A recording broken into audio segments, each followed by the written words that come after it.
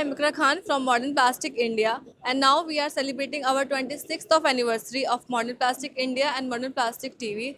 And in 14 years, we have Mr.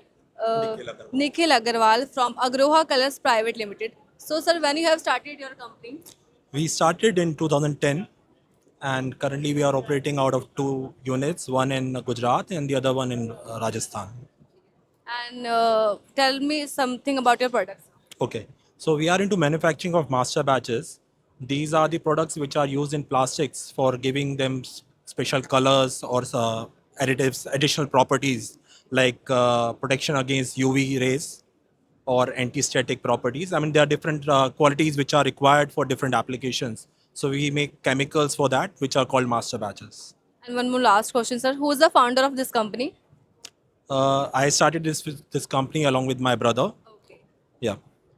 Thank you so much, sir. Wishing our company a great success, sir. Thank you.